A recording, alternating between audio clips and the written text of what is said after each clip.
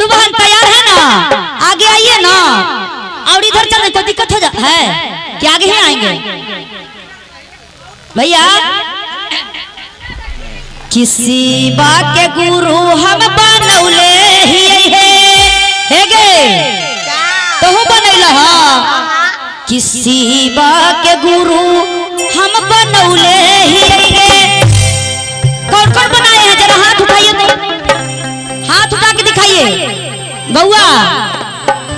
अरे तू तो मोबाइल के चक्कर में है, इधर रह ना। जो जो हमारे गुरु बहना शिव के गुरु बनाए हैं जरा लंबे लंबे हाथ उठाइए और हाथ उठा के ताली बजाइए, मीठी मीठी ताली बजाते रहिए क्योंकि ठंडा का समय है ना। ताली बजाने से जरूर ठंडा भगवान भागेगा। हाँ क्या बात है। आइए।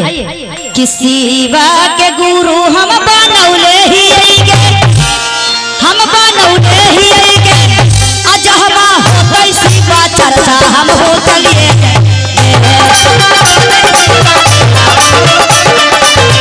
अजहमा हो कैसी बात चर्चा हम हो चलिए जय भोगे।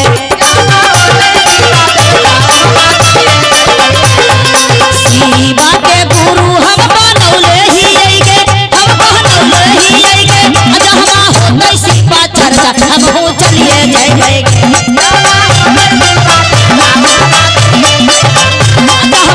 कैसी बात चर्चा हम हो चलिए जय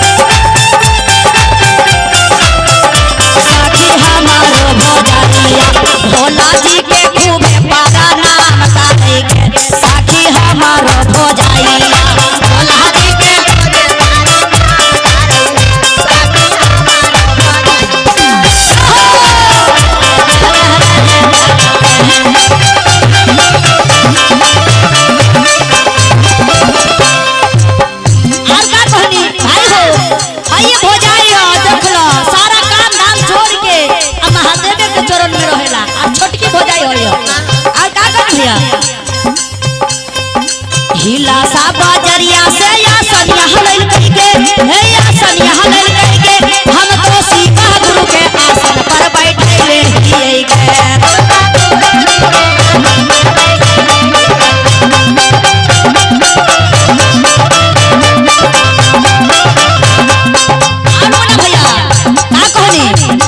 बख्तियारपुर से फलवा हम ले हिए गे, हम ले हिए गे। हम तो शिवा गुरु के भोला वाला गइले हिए गे।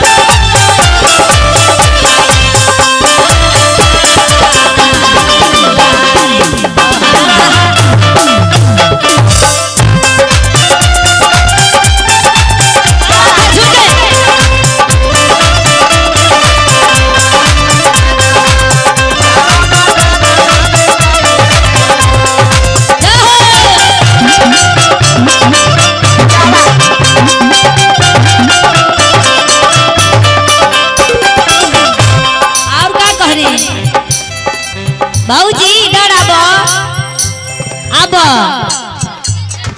पटना से गंगा जल मांगले ही गे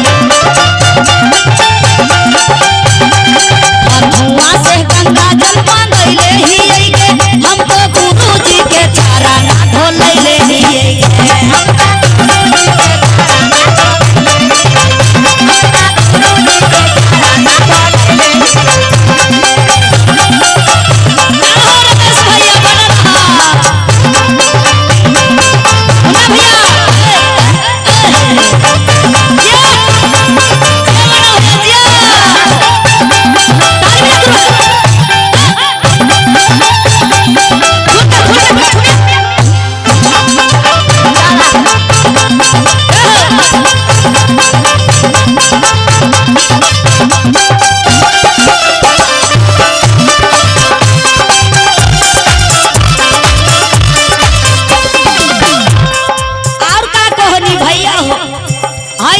भैया के नाम का है दीदी?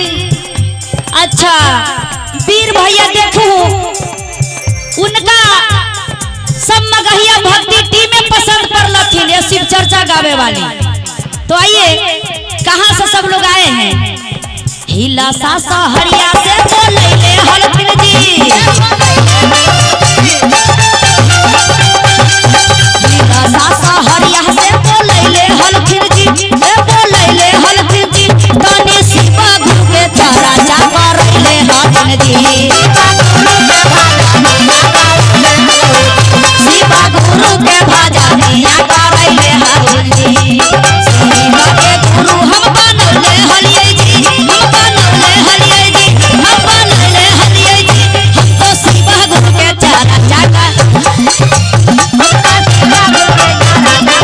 हमको शिवा गुरु के चारा चाका रैले हलियै जी हमको शिवा गुरु के चारा चाका रैले हलियै जी हमको शिवा गुरु के चारा चाका रैले हलियै जी हमको शिवा गुरु के चारा चाका रैले हलियै जी हमको शिवा गुरु के चारा चाका रैले हलियै जी। बोलिए शिव गुरु महाराज की बोलिए मैया पार्वती की।